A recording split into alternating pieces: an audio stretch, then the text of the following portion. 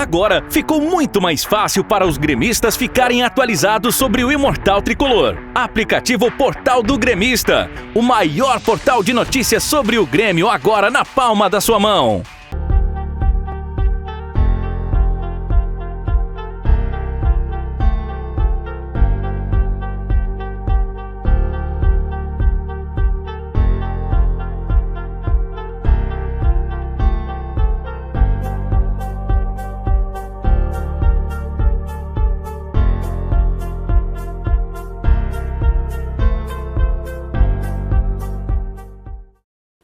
Olá pessoal, estamos começando mais um Portal Entrevista, hoje com o Leandro Zago, esse grande técnico, está aqui para fazer um bate-papo bem bacana com a gente. Comigo tem o Rafael da Rosa. Rafa, se você me permite, meu querido, já vou dar o nosso alô, nossas boas-vindas, né, na verdade, para o Zago, que está chegando com a gente aqui. Zago, obrigado por ter aceito o convite e bem-vindo ao Portal do Gremista.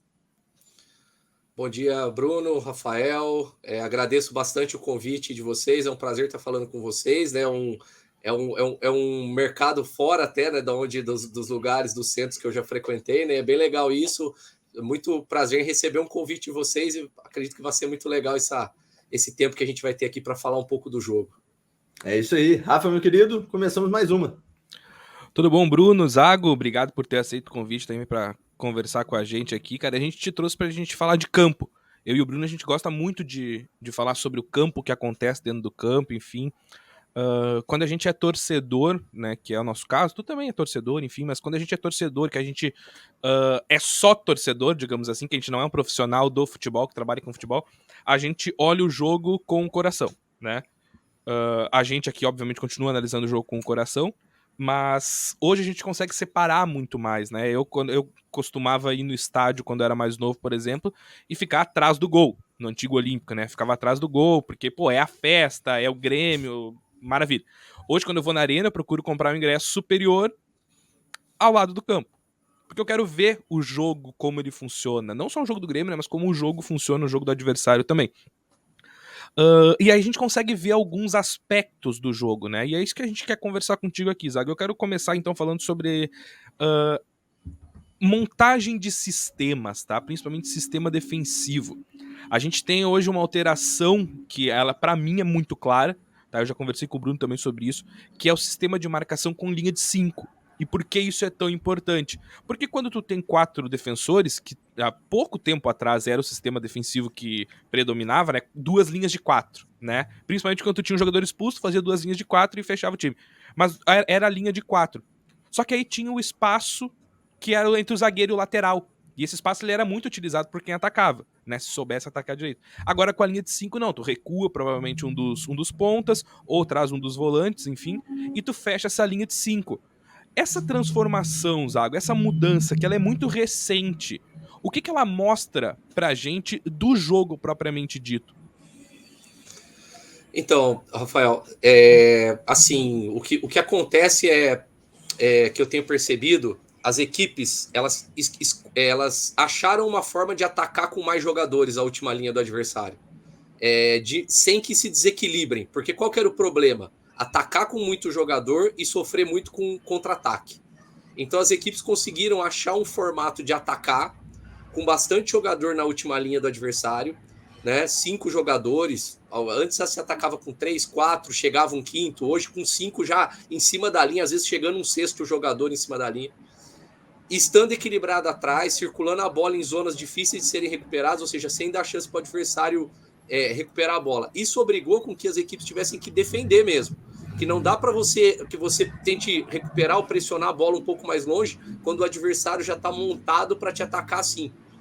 E aí o que acontece? A ideia de ter 5 era justamente para atacar os 5 intervalos da linha de 4, que ela tem 5 intervalos.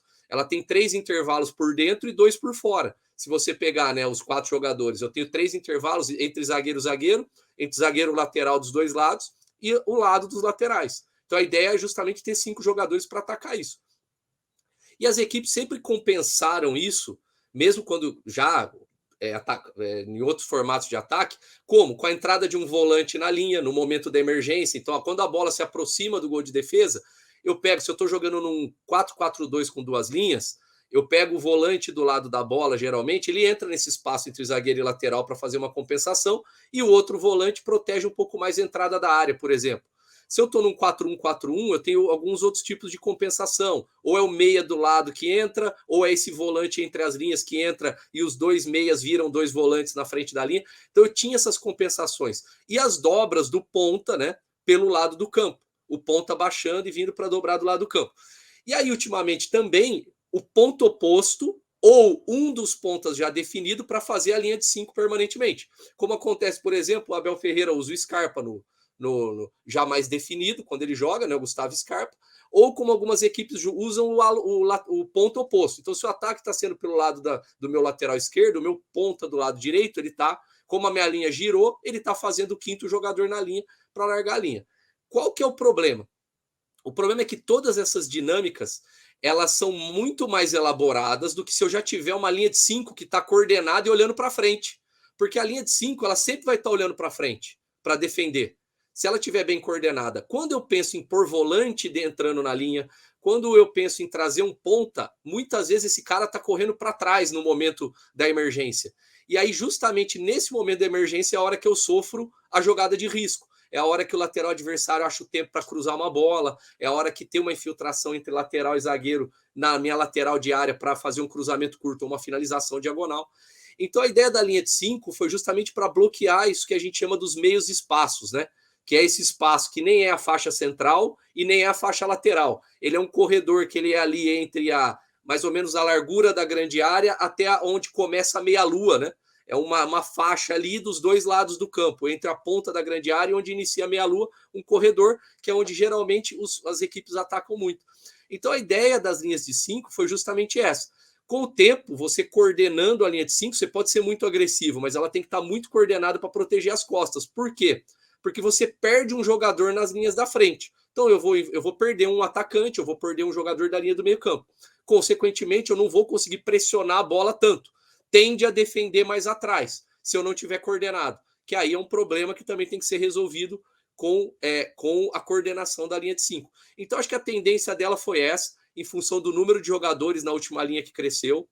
E acho que a partir daí agora vão tendo alguns ajustes, mas assim, eu penso que ela vai ser uma variação, ela vai ser utilizada, mas eu não acho que ela vai virar uma grande tendência, porque ainda as linhas de 4 resolvem bem algumas coisas quando estão muito bem coordenadas.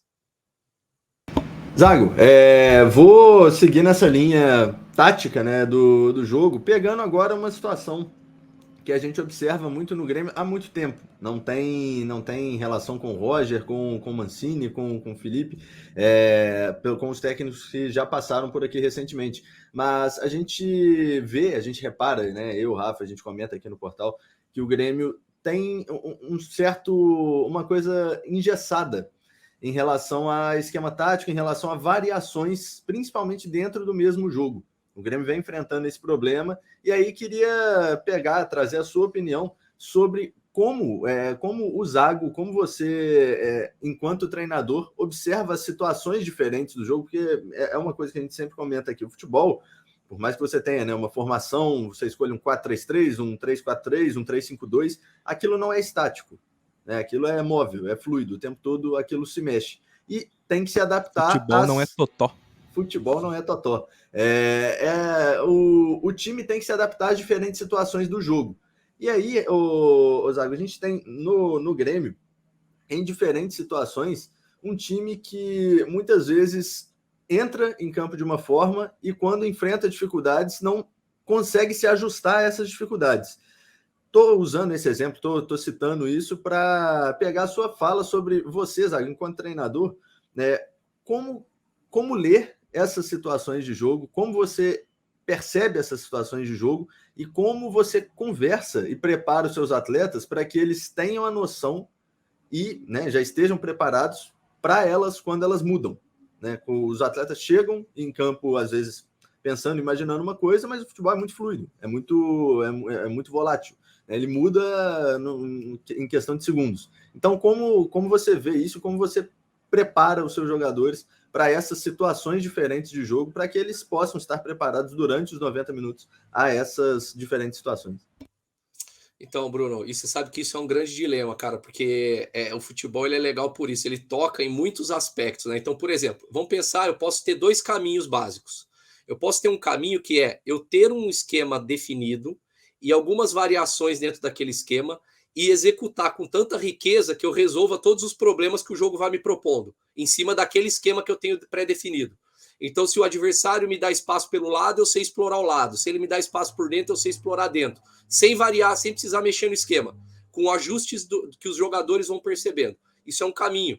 É um caminho que é baseado no que até era muito forte aí há 10 anos, que era a ideia do modelo de jogo. Eu ter um modelo de jogo definido. Comportamentos de ataque, comportamentos de defesa, estruturas de equipe bem definidas para eu resolver os problemas do jogo.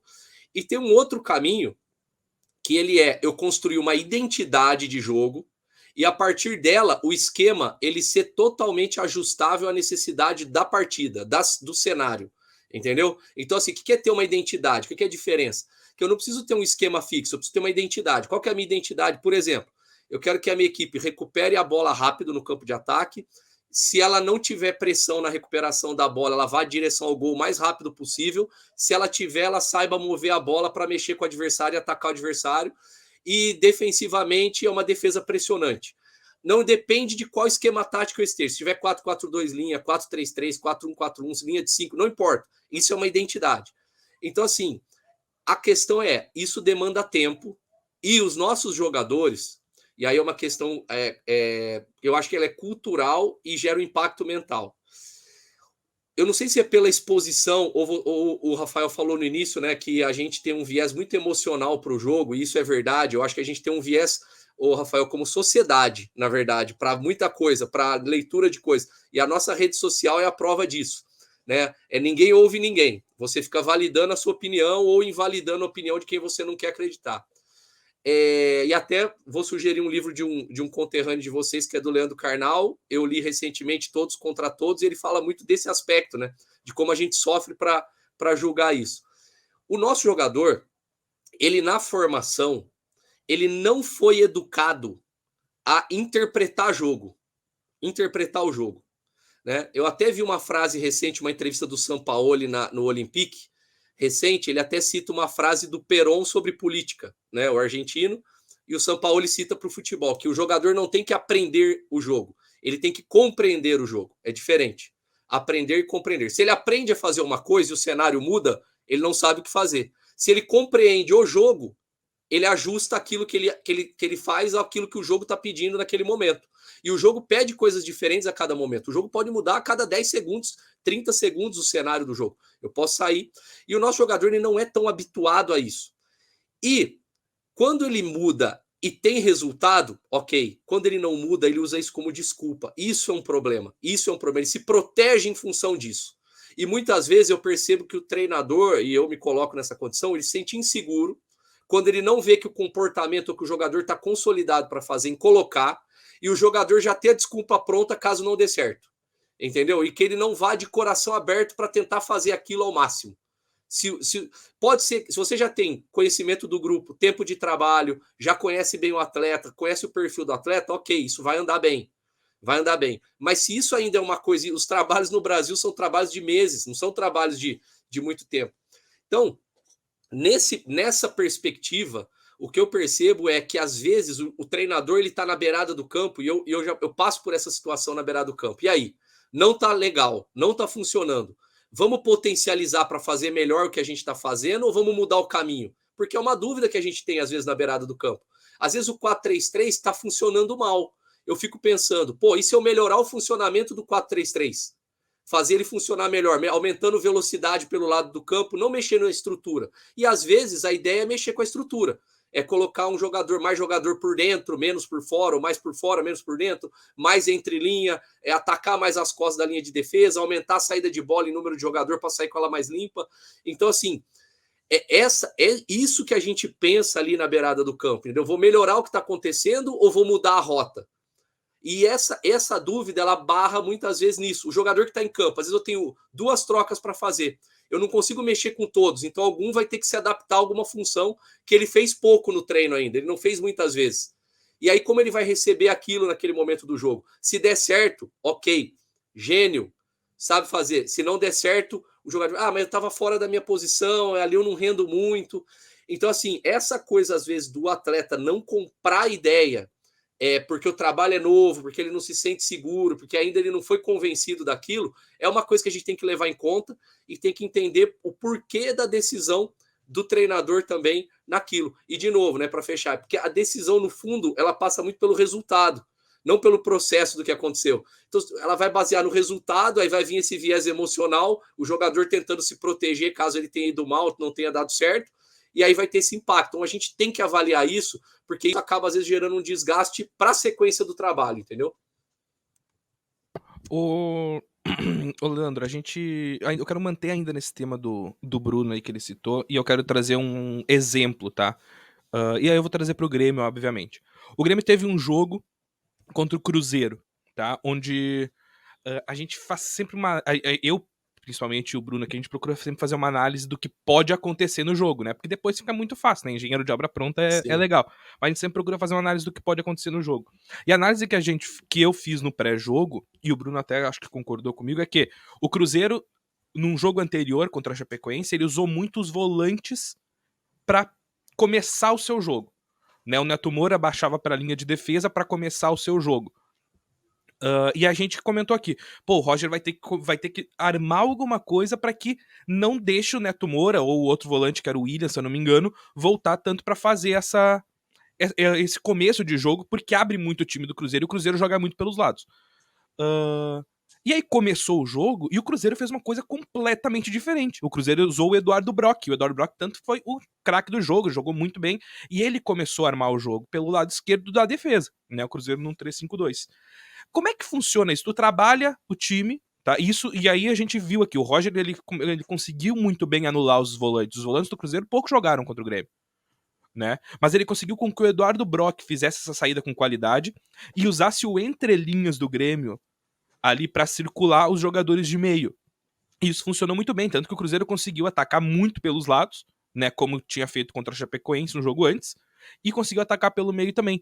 Como é que faz isso, Leandro? Quando tu olha o jogo, tu vê em 15 minutos que o Cruzeiro tá dominando a partida a partir do Eduardo Brock. Mas tu fez um pensamento todo, isso ficou evidente no jogo, que tu fez um pensamento todo para bloquear os volantes. Como é que faz essa alteração? Como é que tu chega pro jogador e diz, cara, não deu. A gente analisou mal, o cara mexeu lá e deu ruim. Quem tá armando o jogo é o Eduardo. Como é que faz para mudar isso dentro do jogo? Então, aí nesse momento, Rafael, o treinador tem um papel menor do que vocês imaginam. Sabe por quê? No período que a gente estava na parte mais pesada da pandemia, sem torcida, a nossa intervenção ela era muito maior dentro do jogo. Era muito maior.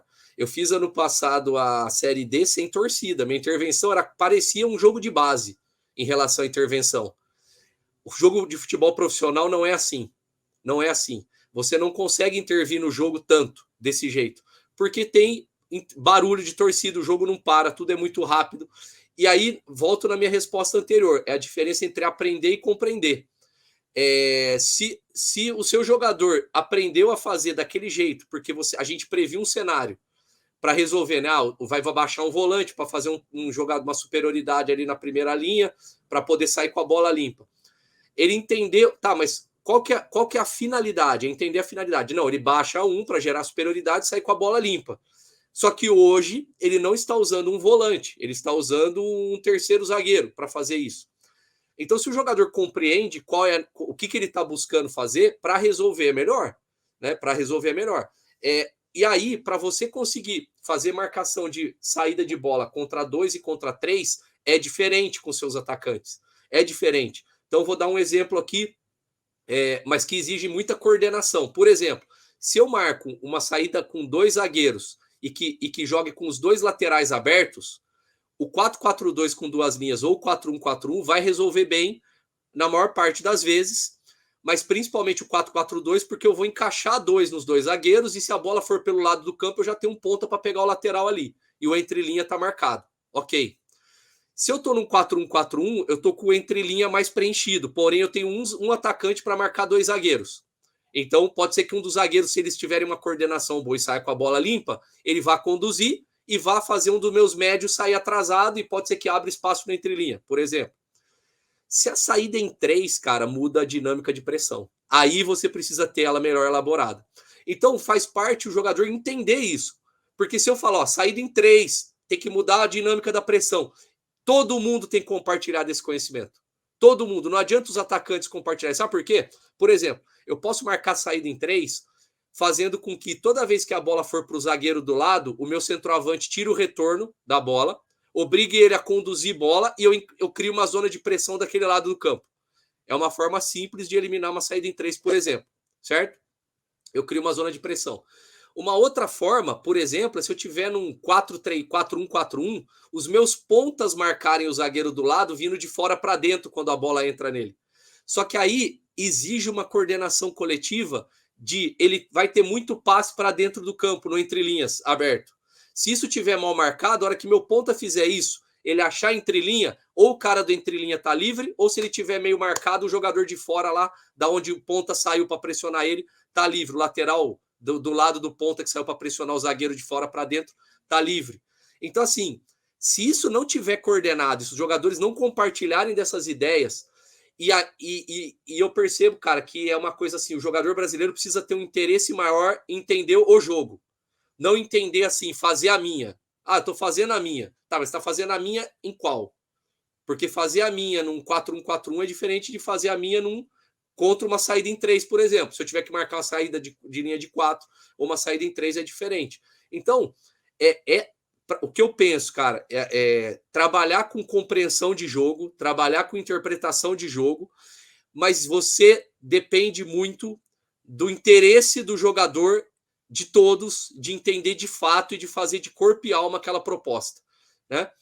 Eu percebo que grande maioria dos jogadores entende e faz, mas se tiver um ou dois que entendem mal ou fazem mal, cara, isso compromete a dinâmica coletiva. E essa mudança, né, essa mudança de interpretação que você falou, ela para mudar no jogo, ou você vai para uma coisa muito básica e fala assim, ó, por exemplo, como você falou, os caras estão flutuando entre linha, baixa tudo e no intervalo a gente conversa, entendeu? Elimina, faz o básico. Ou você está com isso coordenado para mudar, mas aí precisa estar todo mundo atento para poder entender essas nuances que vão acontecer, porque vai mexer com a última linha, que ela vai ter que talvez jogar um pouco mais alta, e aí se alguma dessas coisas não acontecer, você vai ter um impacto ali de começar a sofrer mais com finalização. Ainda nessa linha, Leandro, o Paulo Roberto Falcão, ex-jogador do Internacional, comentarista, enfim, treinador também, ele diz, né, que jogador é 80% cabeça e 20% é físico, né, porque ele tem que entender o jogo. Um cara que eu gosto muito de conversar, que eu já conversei algumas vezes, se chama Léo Samaja, ele é da ATFA, que é a Associação de Treinadores do Futebol Argentino. Ele diz que o processo todo ele não começa nem na base, ele começa na educação de fato, né? Educação, escola mesmo, colégio, compreensão, tudo. O ensino no Brasil, o ensino básico principalmente, ele é muito deficitário, tá? E a gente vê isso não só como classe, assim, do jogador, mas o jogador, ele é pouco... Ele não é exigido a pensar, né? Não só o jogador, a sociedade como um todo, ela não é exigida a pensar, ela não é... Nem exigida, ela não é... como é que eu vou dizer? Incentivada a pensar, né? E isso, claro, reflete no futebol, porque o futebol faz parte da sociedade. Como é que faz pra trabalhar isso? Pega um jogador que vem de uma situação muito pobre, que não teve, às vezes não tem nem um ensino fundamental completo, para ele entender esse processo do jogo. Porque é muito mais do que tu pegar a bola, correr e fazer o gol. Futebol é isso, é fazer o gol, tá? Mas tudo é muito maior do que isso. Qual é o papel do treinador, do psicólogo, da comissão técnica do clube em colocar isso na cabeça do jogador? Porque é muito difícil. É muito difícil. Né? Tem um comentarista aqui no Rio Grande do Sul que diz, lugar de pianista no piano, baterista na bateria, que os processos ficam mais fáceis. Mas como é que tu vai imputar isso na cabeça de um jogador que às vezes o processo todo educacional dele é muito deficitário? Como é que faz isso? Qual é o papel da comissão técnica nesse trabalho? Eu vejo que, Rafael, você tocou no ponto educacional e, consequentemente, cultural, né? A cultura que é gerada a partir disso. Acho que são dois problemas que estão totalmente ligados, né? Porque a valorização do esforço é uma coisa que na nossa cultura não é muito legal. Se você for parar para pensar, pode ver. A valorização do esforço. O talento, o jogador talentoso, parece que ele se torna mais talentoso quando ele se esforça menos. Que quando ele passa a ter que se esforçar, parece que aquilo é um demérito ao talento dele. Quando, na verdade, o esforço tornaria a entrega de resultado dele maior, né? Então, nós temos uma cultura em que se dedicar e se esforçar vai contra, porque parece que eu não sou talentoso quando eu me esforço e quando eu me dedico. Eu acho que essas duas coisas juntas, elas geram um problema sistêmico, cara, em todos os pontos, né? E estamos falando de futebol aqui, porque a gente pode, e com trabalho, cara, na formação, você consegue educar um jogador durante 2, 3, 4 anos esportivamente, e de verdade, eu acho que as bases elas têm feito isso muito melhor. Elas melhoraram muito nos últimos 8, 10 anos em relação à formação, entender o processo educacional. Tanto que, se a gente for pegar, eu estava até conversando com um amigo sobre isso, né? Estava falando para ele, ele é jornalista, eu estava falando para ele sobre uma questão. Nós tivemos uma lacuna, o Kaká foi o nosso último melhor jogador do mundo, nascido em 82. Para mim, a gente vai voltar a ter seleções muito fortes internacionalmente, seleção, quando a geração 97 para baixo, 97, 98, 99, 2000, ela for protagonista da seleção, que não é ainda, porque com 25 anos não é base de seleção, você vai ter um ou outro, mas não é a base. Para mim, a Copa nossa é 26 em diante, aí nós vamos voltar a ter uma soberania, 26, 30 e talvez 34 ali, né? Não dá para projetar tanto mais que isso, porque a gente teve uma mudança no processo, as gerações formadas aqui, nascidas ali já 8-1, 8-2, 8-3, teve o Kaká, que foi um que saiu ali da curva um pouco, foi o melhor do mundo, mas aí, até a nascida em 95, 96, elas passaram por um processo na base que não foi um processo educacional, ainda foi um processo muito voltado àquele processo que o Brasil fazia lá atrás e que não servia mais para formar o jogador para o jogo atual, porque o jogo mudou a forma de ser jogado. Esse futebol que você falou, intuitivo, de pego, corro, driblo, chuto, ele funcionava muito bem. E ele ainda funciona esporadicamente dentro do jogo, mas não como padrão, não como para eu ter no jogo. Por exemplo, eu até escrevi sobre isso no Twitter, sábado, assistindo o jogo da final da Champions League, e eu falei sobre isso. O jogo parecia lento com bola. O jogo com bola parecia lento, organização ofensiva contra organização defensiva. Por quê? É muito pensado, eu não posso perder a bola em qualquer zona. Eu não posso falta drible, não falta drible, porque se alguém driblar e perder a bola, vai dar um contra-ataque, e nesse nível, um contra-ataque às vezes é suficiente para você perder o jogo. Foi o que aconteceu, né? Foi o que aconteceu, entendeu? Então, assim, as equipes, elas tinham muito cuidado quando elas estavam atacando, muito para não se separar, e quando estavam defendendo, também os saltos de pressão muito coordenados para não se distanciar e gerar espaço. Na hora que eu saltava, abria sem cobertura, alguém ia ganhar, alguém ia sair atrasado, não podia gerar esse efeito. Então, assim, é um jogo muito pensado, de muita concentração, de muito entendimento coletivo. E aí sim, o momento intuitivo, o momento do 1 contra 1, ele vai acontecer. E para isso, cara, precisa ser um processo educacional, mas não adianta o treinador passar 1h30, o jogador passar 2h30 dentro do clube, com o treinador, com a psicologia, com a pedagogia, para tentar ensinar, e aí a hora que ele sai, o que é valorizado lá na cultura, na hora que ele vai com a família dele, é o individualismo. Você tem que ir para o drible, você tem que se destacar mais. Se você ficar passando a bola, não vai ajudar. Você está muito lento, quando na verdade não é lentidão, é ritmo que o jogo pede, é quebra de ritmo. Ele tem que entender a hora de acelerar, a hora de voltar. Então, eu acho que esse dilema hoje, né, que a gente tem a questão do trabalho com a cultura, né, nós temos, acho que, uma cultura... Para mim, a Copa do Mundo ela é vencida por culturas vencedoras. Ela não é vencida por times vencedores. Quando a gente venceu a Copa, a gente tinha uma cultura vencedora, né, no sentido de jogadores mentalmente muito fortes, criados pela rua, sabe? Moldados pela rua, que os ciclos de 94 e 2002... foram ciclos assim extremamente desgastantes para quem vivenciou, para quem jogou. Não teve nada de... Esse ciclo de Copa do Mundo é muito tranquilo perto da Copa do Mundo que a gente teve em 94, 2002. O que aparentava é que era muito mais coisa de resolver problema, né? Tu tinha o problema e resolvia o problema. E jogadores que estavam, parece que, preparados para não se abater emocionalmente quando isso não acontecia, porque eles conseguiam reverter dentro do campo, né? E talvez as experiências de vida, ter vivido num país mais pobre, ter vivido em condições mais hostis, a formação deles, eles foram formados em condições mais hostis, esses jogadores, né? Se a gente pensar ali, quem ganhou a Copa de 94 é nascido nos anos 60, começo dos anos 70. Quem ganhou a de 2002, nascido ali anos 70, provavelmente, né? Final dos anos 70, começo de 80 poucos. Então, assim, o cara teve adolescência ali nessa, né? Faço os cálculos aí de quando ele teve. Então, era um outro mundo, era um outro tipo de jogo, era outra filosofia. Para aquele momento, aquela cultura servia muito. A cultura que serve agora é essa, que exige do cara ser muito concentrado, ser muito comprometido coletivamente, ter os insights individuais no momento que o jogo pede. Então, é compreensão, entendimento do que tem que ser feito.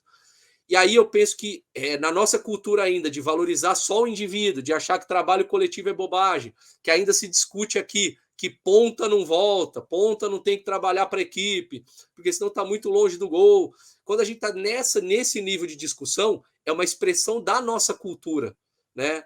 E acho que essa é a cultura que nos impede de vencer, né? Ela nos impede de vencer. Por quê? De uma forma ou de outra, isso ressoa, isso bate no ouvido do jogador, isso gera desconfiança na hora decisiva, isso gera insegurança para agir. Agora, tudo isso, né? Para amarrar tudo isso, tem a ver com o aspecto educacional, tem a ver com o aspecto cultural, para a gente poder gerar jogadores que sejam mentalmente mais fortes para resolver a situação do jogo. Porque Copa do Mundo é um campeonato de 7 jogos, não necessariamente o que eu estou falando vai garantir um título, pode aproximar, mas é um jogo em que você vai sair perdendo para a Inglaterra numas quartas de final e tem que virar o jogo, como o Brasil virou e depois em 2002, e depois jogar quase um tempo com um jogador a menos. E você tem que resolver, o Ronaldo tá baleado numa semifinal e saber que você vai jogar para ganhar de 1-0, você não pode tomar gol. Então, assim, esses tipos de cenários que você vai enfrentando dependem de muita força mental e depende muito da experiência. E eu acho que a nossa cultura, ela ainda ela tá voltada aí nos últimos, né, nas últimas 2, 3 décadas para um perfil de pessoa que não é a pessoa para vencer sob dificuldades.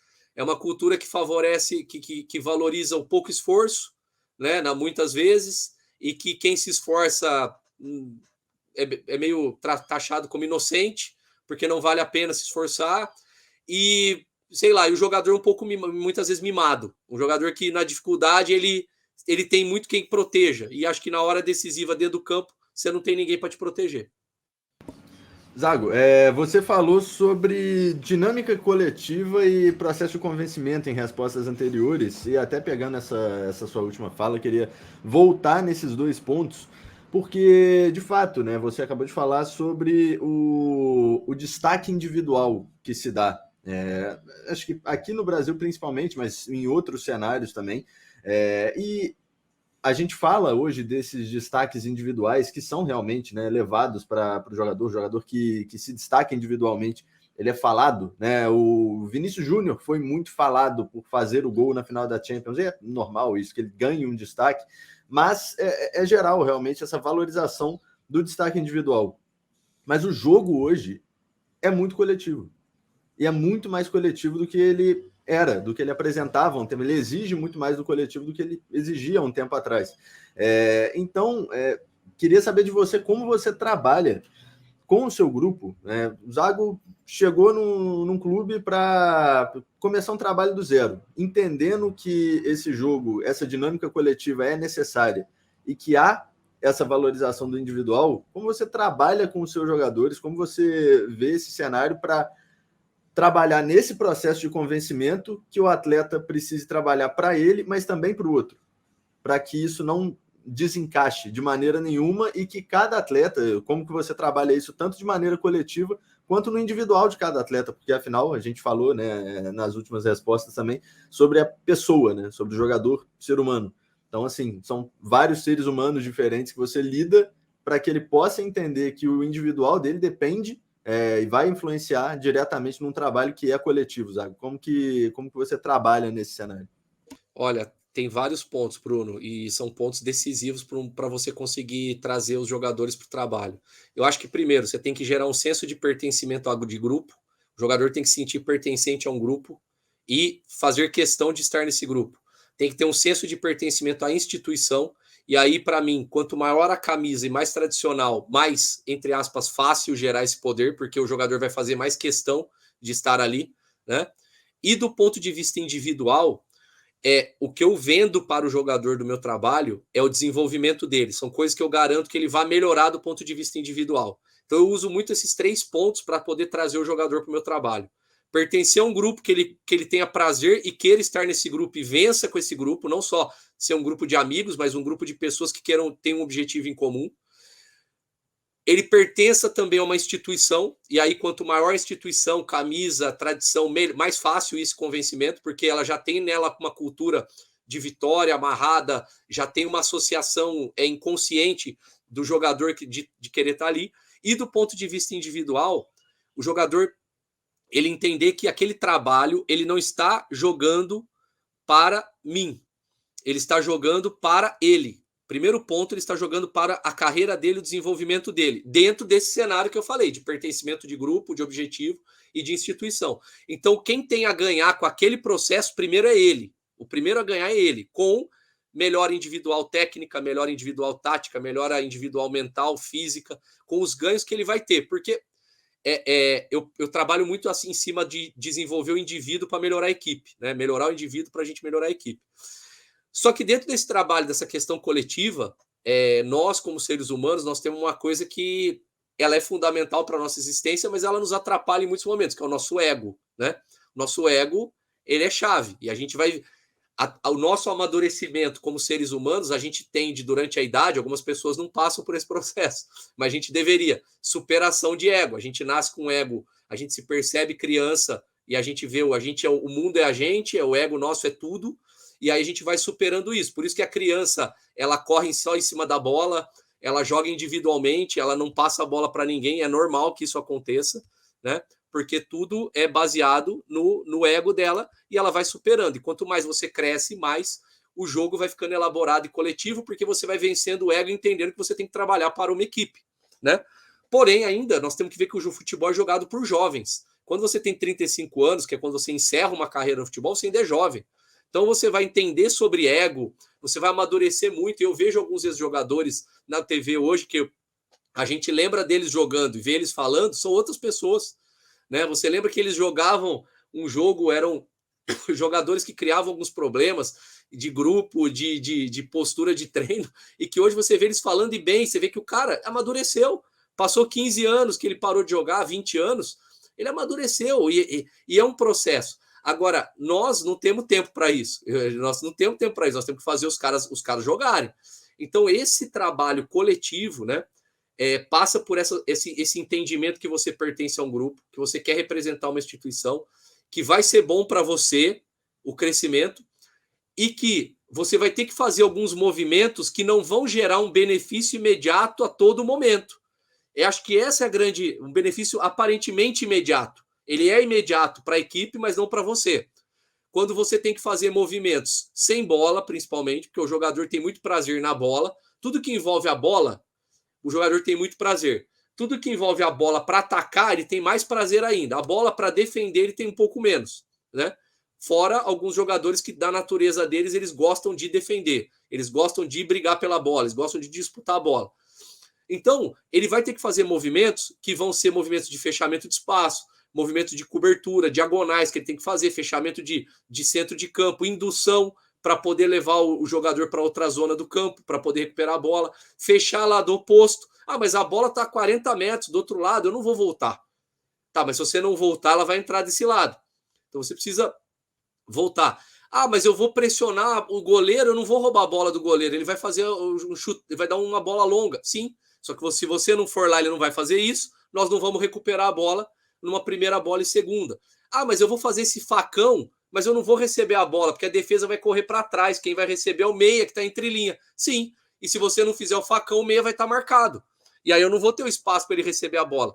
Então, esse entendimento dos ganhos de curto prazo, o cara tem que superar, e passa pela superação do ego dele, de achar que o jogo existe para que ele tenha prazer o tempo todo, que ele faça só o que ele gosta o tempo todo. Ele vai fazer o que ele gosta a maior parte do tempo, mas em alguns momentos ele vai ter que fazer movimentos em benefício do colega. Aliás, a maior parte do tempo ele vai ter que fazer esses movimentos. Quando o jogador assume esse nível de maturidade, para mim ele atinge um alto nível de performance. Quando o jogador não entende e ele acha que o jogo é só quando ele tem a bola e que fazer movimento para criar espaço para os outros é um baita esforço, ele não está preparado para jogar em níveis maiores. Ele não está preparado para jogar em níveis maiores. Estamos falando da grande média. Claro que os gênios, os extra classes, eles geram muito movimento em benefício da equipe própria. Mas, para a grande maioria dos jogadores, esse entendimento de quanto que o movimento dele tem relação, por exemplo, do ponta que tem o tempo certo de vir para dentro do campo para abrir o corredor para o lateral passar. Isso é uma coisa que, se o cara não faz, ele prefere ficar livre lá fora, ele vai receber a bola marcada numa condição desvantajosa, quando ele poderia abrir um corredor para o lateral receber ela livre, em velocidade, indo para o fundo. Então, assim, esse entendimento, ele passa por convencimento, como você falou, e eu falei antes, por o jogador amadurecer, e aí acho que tem a ver com o tipo de gestão. A gente falou um pouco sobre gestão já em algum momento, mas acho que tem a ver com o modelo de gestão. Uma gestão que vá no caminho de mimar o jogador, eu acredito que em médio e longo prazo ela vai gerar comportamentos individualistas, por mais que no início ela tenha ganhos de curto prazo. Ah, faz isso para mim. Ah, faz isso daqui para mim. Tá bom. Mas daqui a pouco o cara vai estar fazendo tanta coisa. Ah, faz isso. Ele gosta de fazer assim, vamos deixar ele fazer. Só que daqui a pouco ele só vai fazer o que ele gosta. E aí, o que é bom para a equipe, ele não vai fazer. Então, assim, para mim, o processo de treino e jogo ele é um processo de amadurecimento daquele grupo, como equipe. E aí, sugestão, né? Eu tenho um livro que fala muito sobre isso, é o livro do Phil Jackson, 11 Anéis. Eu não sei se vocês já viram esse livro, já leram esse livro, e é muito legal. Ele fala sobre amadurecimento de grupos. E eu concordo muito, cara. Ó, né? Quem sou eu para ter que concordar? Mas eu vejo muito, penso muito naquilo que o Phil Jackson fala. Que o grupo, você recebe um grupo de pessoas, eles têm um nível de organização ainda, que estão se conhecendo, estão ganhando intimidade, é um nível baixo, não tem intimidade um com o outro. E o grande grupo, o vencedor, ele vai amadurecer, que os caras vão adquirir uma intimidade um com o outro, a ponto de um poder cobrar o outro e saber que aquilo é o melhor para a equipe. Quando a equipe atinge esse estágio, que a cobrança interna entre eles é muito alta, com intimidade, sabendo que aquilo é o melhor para a equipe, mesmo que eles não sejam os melhores amigos fora do campo, mas que ali todo mundo saiba que as cobranças são para que o melhor aconteça. O nível de maturidade desse grupo atingiu algo que está pronto, está preparado para ganhar. Ô, Leandro, sobre essa tua resposta, eu acho que a gente vai ao encontro de uma entrevista que a gente fez aqui com o Carlos Miguel. Carlos Miguel é multicampeão com o Grêmio, trabalha no clube hoje nas categorias de base, tá? E ele, numa entrevista que ele deu pra gente aqui, ele falou sobre... A gente fala muito sobre essa coisa, né, da formação do jogador e tal, e como ele tá na base do Grêmio, a gente conversou bastante sobre isso. Tu falou uma coisa que quando tu chega no comecinho dessa resposta que deu pro Bruno, sobre pertencimento, né, pertencer ao clube e conhecer o clube. E aí, quanto maior a instituição, né, mais fácil. O Carlos Miguel disse que tem jogador do Grêmio na base que não sabe a história do Grêmio. Que não entende o tamanho do clube que tá. Aí eu quero trazer um outro ponto. Tu falou sobre a infantilização, né, do ego. Porque a criança, ela tem o ego. Sim. E quando a bola tá no lado direito, ela vai todo mundo pro lado direito. Sim. E beleza, tá? Eu quero que tu faça um paralelo pra gente, e assim, não quero que tu faça nada, né? Eu tô pedindo. Que tu traça um paralelo, assim, sobre essa infantilização do ego, a relação que ela tem com a rede social, porque o jogador se ampara muito ali. Né? Então ele não vai bem um jogo, não vai bem 2 jogos, começa uma cobrança pela nossa parte, da imprensa, alguma cobrança interna começa a ter também dentro do clube, mas ele vai pra rede social e ali todo mundo ama ele. Dizendo que ele tá muito bem, que, pô, o técnico não devia ter tirado ele, sabe? Ele tem um ego inflado ali. Essa infantilização do ego, ela tem relação com a rede social? Olha, Rafael, é complexa a resposta para isso, né? Eu penso muito sobre isso porque me interessa, porque eu acredito que é um mundo que eu vou viver como treinador nas equipes principais. Acredito que as redes sociais vão fazer parte aí da nossa vida nos próximos anos, né? A gente sabe que tudo é muito dinâmico, elas vão sendo substituídas, né? Já tem o Orkut que surgiu, sumiu, o Facebook era uma rede única, hoje ele já divide com Twitter e Instagram, ainda é muito grande aí num perfil da população um pouco mais velha, o pessoal mais novo já usa mais Instagram, quem gosta de um tipo de informação vai para o Twitter. Então, assim, você tem que entender do fenômeno, né? Eu acho importante a gente entender o fenômeno da rede social. Eu acredito que ela faz parte de um sistema que contribui com a infantilização. Rafael, eu acho que tudo na verdade, cara, primeiro, acho que tudo na verdade por trás, no fundo, tem um viés de ganhos financeiros. Acho que é o ganhos financeiros. Eu acredito que o marketing, a área de marketing vem estudando muito isso há muitos anos fora do Brasil, há décadas e décadas para trás, muitas. Né, se a gente pensar no que é nos Estados Unidos já, a área de marketing de nicho, há muitos anos é muito forte. E está chegando, e vai chegando, e a rede social faz chegar mais rápido. E para vender, é importante você criar um tipo de perfil de consumidor que tenha mais essa cara, entendeu? Que seja mais imaturo, que consuma mais o produto de uma maneira que julgue menos e que compre mais a opinião da massa, entendeu? Então, eu acho que criar a opinião de massa pela rede social é muito vantajoso para quem quer vender, para quem quer criar ídolo, para quem quer derrubar ídolo, para quem quer vender um produto através daquela pessoa. Então, acho que a rede social ela faz parte disso.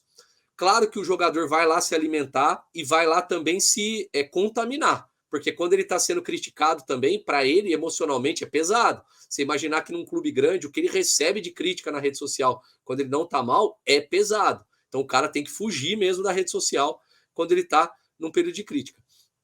E eu acredito que esse formato mesmo da rede, né, ele gera uma infantilização, porque eu posso ir muito por esse caminho, né? Eu posso ver quem está fragilizado ali. Então, por exemplo, o treinador, como você falou, o treinador não deveria ter te substituído, né? Pô, isso é uma baita muleta pro cara. Ele pode carregar aquilo com ele e é muito mais confortável emocionalmente. E aí, lembrando que o nosso cérebro, quando ele tem que escolher entre ser feliz ou resolver o problema e estar certo, ele prefere estar certo, né? Porque é muito mais confortável, ele não precisa sair daquilo que ele está habituado emocionalmente, gerar um desconforto emocional. Então é muito mais confortável para o cara acreditar naquilo do que acreditar assim, pô, o que será que eu posso fazer para melhorar? O que será que eu não estou fazendo? O que eu não estou entregando para poder continuar em campo mais tempo, para poder estar na equipe principal, estar na equipe titular? Então é muito mais confortável para o cara ele comprar aquela ideia de que ele é vítima da situação e que existe uma conspiração para prejudicá-lo, né? E aí acho que a rede social ela atende bem isso, né, cara? E não sei, eu só acho que ela faz parte de um sistema, ela não é a responsável.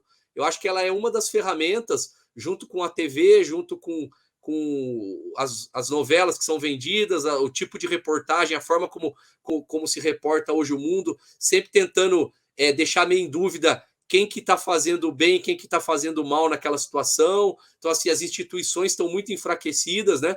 Hoje você vê um policial reage em legítima defesa quando ele vai fazer uma ação e a cobertura é sempre colocando em xeque se ele deveria ter feito aquilo, né?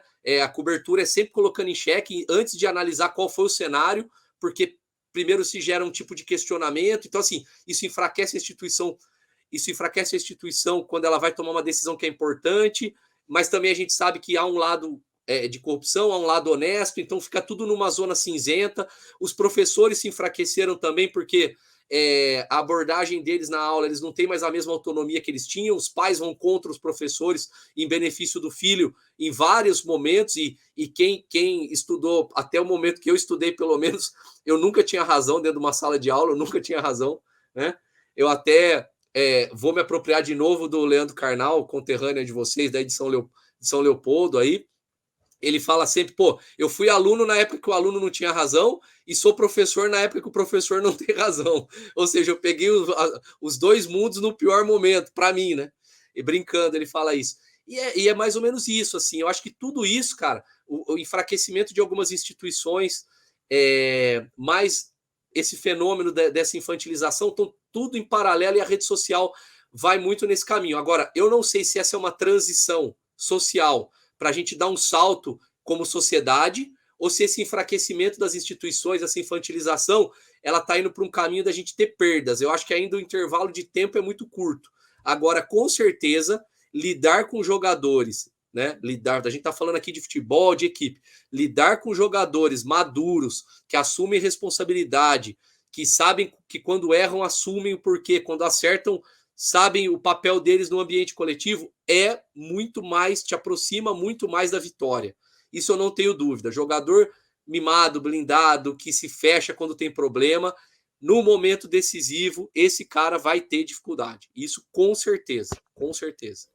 A gente viu uma entrevista, e agora é a última da minha parte, tá? Pra gente não se estender muito. A gente viu uma entrevista essa semana semana passada, aliás, do Rafael Cabral, goleiro do Cruzeiro, que veio agora pro Cruzeiro, onde ele fala exatamente sobre isso, né? Sobre o jogador não gostar de sair, não entender que ele tá num momento pior e vai pro banco, ou então que para esse próximo jogo o outro jogador é mais importante do que ele pro coletivo, e ele via isso muito, muito no Brasil. Esse processo, Leandro, pro atleta de entender, ele viu, tá? O atleta hoje, eu tenho 29 anos, tá? Eu comecei a ver futebol no início dos anos 2000, entender, assim, né? A torcer e tal, enfim. Eu via um jogo onde o Ronaldinho Gaúcho era o cara. Ele decidia o jogo do Barcelona. O Kaká no Milan decidia o jogo do Milan. A individualidade, ela se sobressaía ainda, né? Os processos começavam a mudar, mas as individualidades ainda resolviam. Esse jogador, ele também via isso. Né? Porque ele tem a mesma idade que eu, talvez um pouco mais novo, um pouco mais velho, mas ele tem mais ou menos a minha idade. E esse processo era de processo de decisão individual, né? Ele viu o Ronaldinho com a mágica, viu o Kaká com a habilidade, com a velocidade, com o físico, resolver jogos, né? Hoje ele tem essa visão do jogo que ele via, mas ao mesmo tempo ele tem um processo completamente diferente no trabalho dele. Como é que faz isso? Como é que explica para esse jogador? Entende que o coletivo ele é mais importante e que esse coletivo ele é tão importante que vai potencializar essa individualidade dele. Como é que esse processo de convencimento ele se dá? Eu vou dizer assim, ó, num aspecto mais amplo do que só o jogador interno, entendeu? Dele chegar em casa, por exemplo, e dizer assim: hoje eu não vou pro jogo. Amanhã eu não vou pro jogo. O treinador me tirou, amanhã quem vai pro jogo é o Bruno. Como é que ele faz isso? Pô, porque daí ele tem que explicar, não, mas é que o coletivo e tal. Como é que faz isso? Legal. Ô, Rafael, acho que assim, a primeira coisa, né, você vê, tudo tem a ver com o nosso forma de ver o mundo. Eu penso isso. Então, por exemplo, o Ronaldinho jogou num baita time do Barcelona, que davam muito suporte para ele, e aí individualmente ele resolvia dentro de um time muito sólido, muito forte, e o Kaká no melhor Milan pós Arrigo Sacchi, pós Fábio Capello, que existiu. Esse que Milan era sacanagem de Exatamente, eu vi a escalação, eu tava vendo um podcast do Kaká um dia desse, ele deu a escalação das duas finais, de 2005 e 2007, entendeu? Então, assim, então acho que assim, o viés do cara se destacar não pode tirar que ele pertencia a um time extremamente competente, individual e coletivamente. Se você pegar, tinha caras históricos naqueles times, caras históricos. Se você pegar os dois times, tinha caras históricos. Eles eram os caras do time, eles eram os caras, mas dentro de times históricos, que coletivamente funcionavam bem. Tanto que, quando o Barcelona deixou de funcionar bem coletivamente, e o Ronaldinho também, ao que parece, não ter mais tanto interesse na carreira, mesmo com o Rijkaard, antes da chegada do Guardiola, foram 2 anos ruins. Foram os últimos 2 anos ali com o Rijkaard, foram anos de resultados bem medíocres, né? Para o padrão que aquele time fazia. Depois da Champions de 2006, até o Guardiola chegar em 2008, não foram bons resultados, né? O Milan foi outro processo de troca, né? Outro processo de renovação.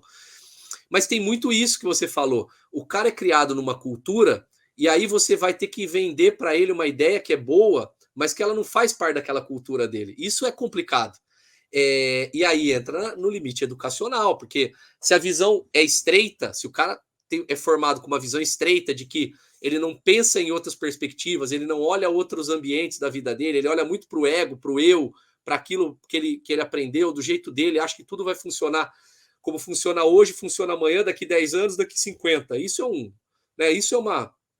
é uma falha, né? Porque todo mundo que critica as revoluções do futebol moderno, os novos termos, a nova forma de jogar, tem celular da última marca e tem ar-condicionado no carro e direção hidráulica. Ninguém abre mão disso, né? Dirige um carro de 85 também, dirige um carro de 91, 92, 93 e vê se é gostoso também, né? Mas quer que o jogo seja jogado daquela forma, né? Mas nem lembra como era o jogo de verdade. Mas vamos lá. Para mim, cara, esse processo de convencimento, ele não é do treinador só. Ele não é só do treinador, principalmente no Brasil. Sabe por quê? Se você for o Alex Ferguson, aí sim ele é do treinador, porque você comanda a instituição, né? Você é um manager, você vai tocar em todas as pontas da instituição, na imagem da instituição, na diretoria, em como funciona o corte do gramado, como tal pessoa se comunica. Se alguém não compartilhar, você tem autonomia para tirar aquela pessoa do processo e trazer outra pessoa. Você não vai ser obrigado a aguentar uma pessoa que não compartilha da sua filosofia, minando o seu trabalho todo dia, que é uma coisa que acontece muito no Brasil. Então, se você tem esse, aí é do treinador. Se não, para mim é da instituição. Para mim, isso tem que ser da instituição. Vou dar um exemplo para você, para vocês, Rafael e Bruno. É o seguinte, eu fiz um estágio em 2010 no United, eu passei 9 dias lá no clube. Ainda era o Ferguson, né, que era o responsável, mas dos 9 dias eu acompanhei 4 dias com o Ferguson. 5 dias eu fiquei na formação. Sub-21 e Sub-19 foram as categorias que eu mais acompanhei. Sub-17, 15 eu vi alguns jogos, mas que eu acompanhei. Em todos os pontos do clube é vendida a cultura do Manchester United. Nenhum jogador se sente maior que o clube. Tudo é feito para isso. Desde a comunicação até os comportamentos que são admitidos lá dentro, até a imagem que você tem em cada corredor que você anda no clube. Vou te dar alguns exemplos. Por exemplo, o corredor que você cura antes dele chegar no campo, ainda numa parte mais escura, assim, né, ainda iluminado, que é um corredor fechado antes dele se abrir para o campo. Tem lá o último time vencedor de Champions, acho que era o de 2008 na época, o último que ganhou a última Liga dos Campeões deles, e tinha um dos rostos que estava preto com uma interrogação perguntando: você quer participar disso? Você quer você quer estar nesse clube? Só que ele já tinha visto toda a história vencedora com frases sobre trabalho em equipe, sobre a entrega, a dedicação, e aí no final era uma pergunta, antes dele ir para o campo treinar todo dia. Então isso vai internalizando no jogador de alguma forma. E é óbvio que aquilo está linkado ao que o treinador fala, ao que o massagista fala, porque se alguém não contribuir com essa cultura, tá fora.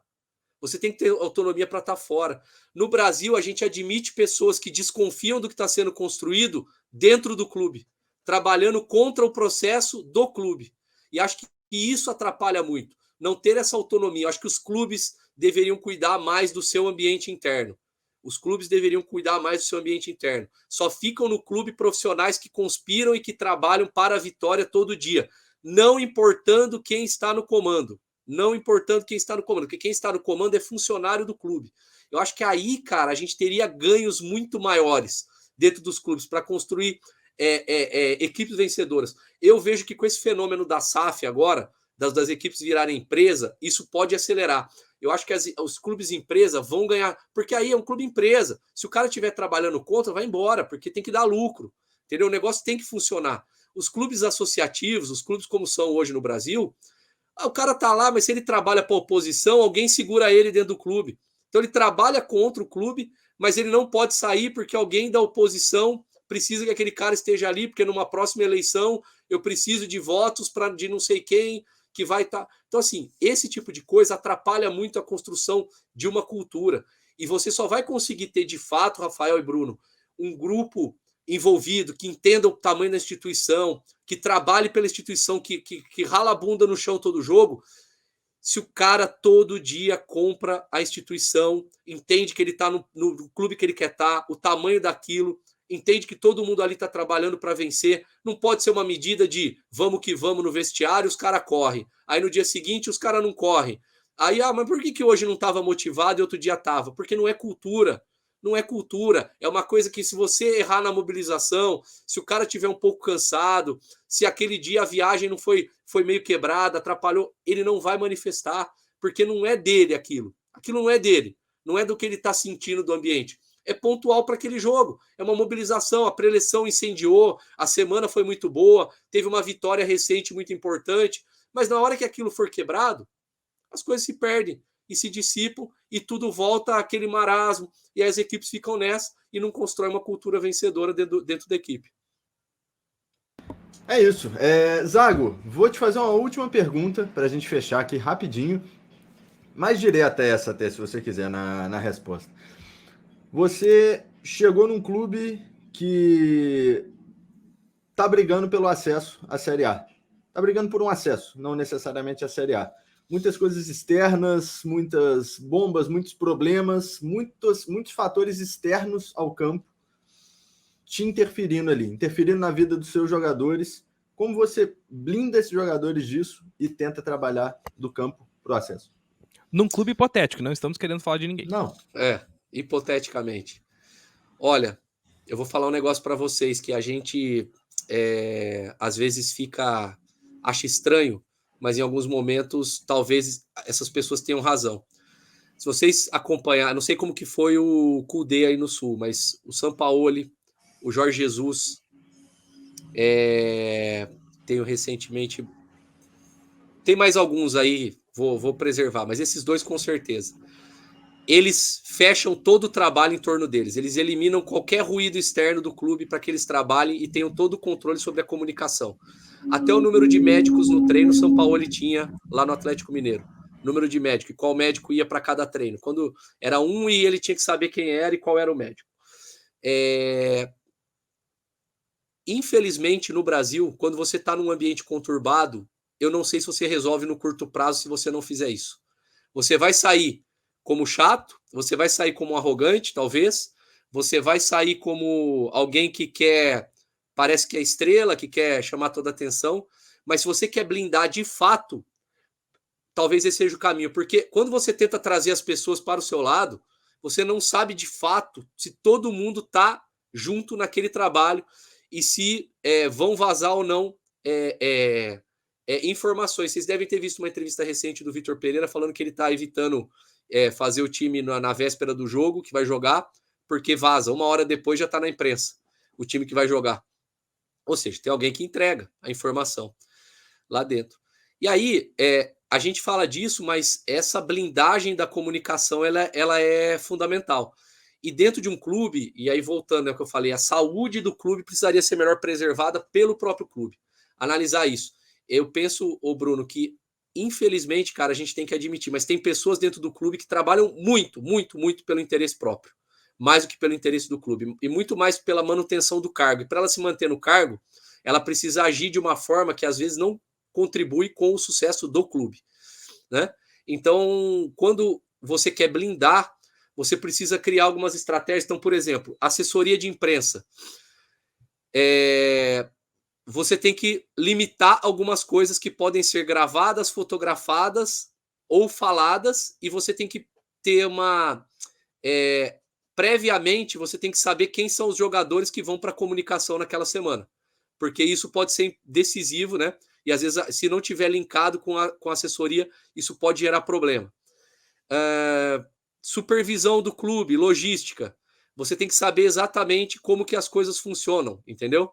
Na logística e na supervisão, para você poder saber se a logística que está sendo feita ela é a melhor, que contribui para que você vença os jogos, ou se está sendo uma logística feita da maneira que é mais confortável para quem está lá, entendeu? Mais cômoda ou confortável para quem está lá. E isso pode ter impacto nos jogos. Em relação ao que as pessoas que têm contato com os jogadores dentro do clube, que é onde você pode ter controle. Cara, infelizmente, é duro falar, mas você tem que limitar.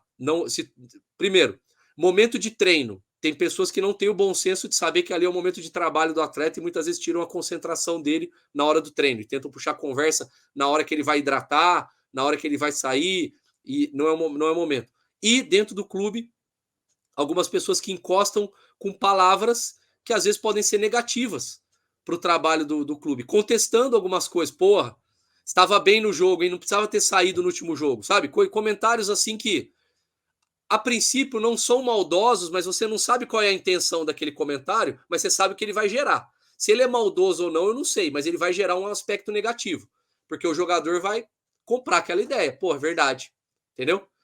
Então, assim, são várias coisas, né? Você precisa ter uma diretoria de futebol que compre 100% daquilo que você está fazendo. Se ela não tiver convicção naquilo que você está fazendo, aquilo vai ficar explícito em algum momento para os jogadores. Então ela precisa ter convicção, independente de resultado.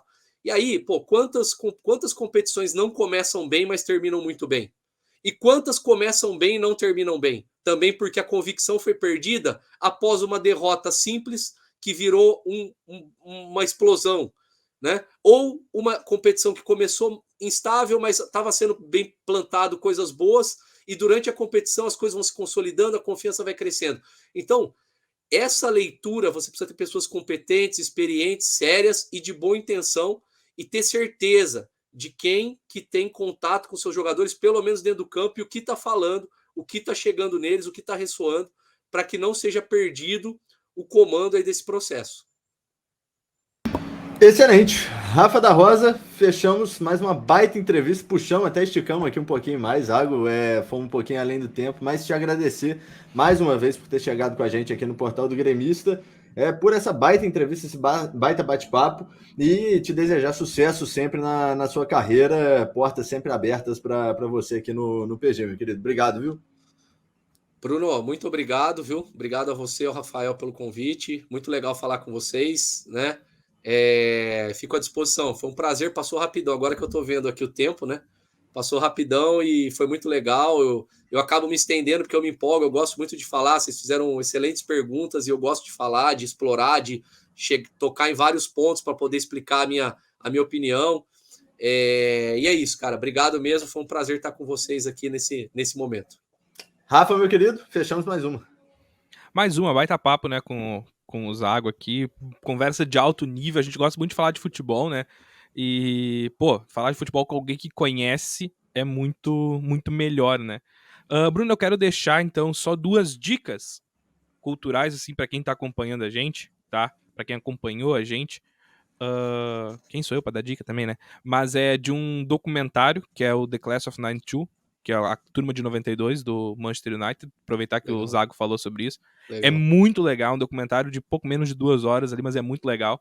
Beckham, Giggs e tal, toda aquela classe de 92, bem legal. E um livro, cara, pra quem gosta de futebol, eu até tava olhando aqui pra não errar o nome, porque é um livro que eu já li há algum tempo, que é A Bola Não Entra Por Acaso, do Ferran Soriano. É muito legal para entender esse processo de futebol. Então, só essas 2 dicas aí. Zago, obrigado, cara. Foi um prazer falar contigo. Valeu, eu que agradeço e só reforço. Eu falei 2 já aproveito. Todos contra Todos do Leandro Carnal e o 11 Anéis do Phil Jackson, né, que eu citei. Ficam aí também minhas recomendações aí também. E você citou 2 que eu gosto bastante, tanto o documentário quanto o livro, muito bons. Um abraço, obrigado, um prazerzão em falar com vocês. Rafa, Zago, muitíssimo obrigado, pessoal. Se inscrevam aqui no Portal do Gremista e acompanhem a gente por aqui. Um grande abraço. Ô, Bruno, e até a próxima. Vai, Rafa. Já que veio o Phil Jackson, né, e os 11 Anéis, não posso deixar de falar sobre The Last Dance, a última dança, Netflix, sobre aquele Chicago Bulls maravilhoso do Phil Jackson. Legal. Michael Jordan, Dennis Rodman e toda a trupe do Chicago Bulls. Muito legal o documentário também. O documentário não é uma série, né? Exatamente, uma série. Zago, Rafa, pessoal, grande abraço. Fechamos mais uma. Até o próximo Portal Entrevista.